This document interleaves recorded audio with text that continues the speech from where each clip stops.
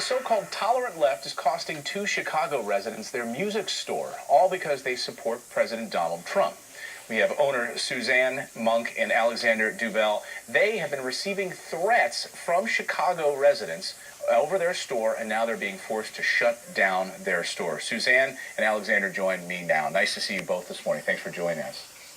Thanks for having us. Good morning. Suzanne, how did these threats start? Well, I attended the rally at the UIC Pavilion that got shut down, and while my husband was discussing that online, we actually drew some attention from the left, and they outed us at that point as Trump supporters. And since that point, we have been receiving online threats, ratings wars, just called every name in the book, online, YouTube harassment. And recently what we've found is that they're actually even talking to other musicians and threatening people who would do business with us who didn't even vote for Trump. So it's kind of a tragic situation. So Alexander, the store, you guys sell musical instruments that you gather up around the world. What's happening to your store now in April? We're going to close down the retail operation, and I do a lot of really amazing repair work on a lot of exotic instruments. I plan on very much continuing all of that wonderful part of what we do to serve our community. We have every intention of doing as much as we can to continue all of that kind of process. I teach. I definitely am a very sincere performer of live music, ethnic musical instrument specializing in. Would you guys hear, would people come into the store and say things to you? Yes is the answer. Friends of mine, sometimes some very long-term friends,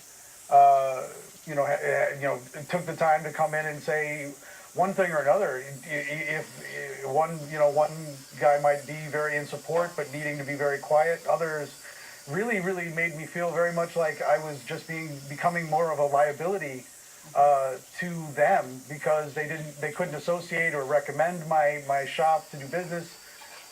Simply because of their peer group being so seriously anti-Trump that even associating with me was going to be a problem. So it made me think very seriously about being so public and having such a really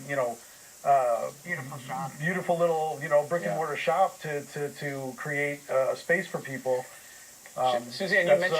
Suzanne, you mentioned at the very beginning that this all started on Facebook when you went to that event and you started to see these threats coming in on Facebook. Were you surprised by the response of your friends?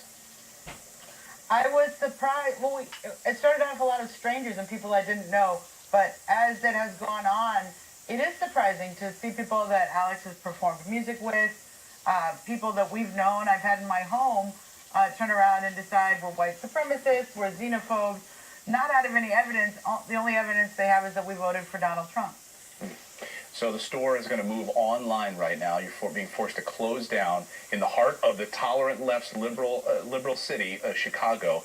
You've set up a GoFundMe page, and Fox and Friends is going to link to that. It's called GoFundMe.com/Music Store Rescue. If anyone wants to help kickstart your business again, because as you say, you've poured your entire life savings into this business. We're sorry to hear that this had to happen to you. We're going to link it up on foxandfriends.com. Right. There's the GoFundMe page at the bottom of the screen if anyone wants to help. Sorry to hear that this happened to you, Alexander and Suzanne. Thanks for waking up early with us. We appreciate it. Clayton, we appreciate you having us. Thank you so much. You bet. Thanks so much. All right, coming up here on the show, Fox News Alert, another security scare at the White House. A driver who claimed to have a car bomb stopped by the Secret Service.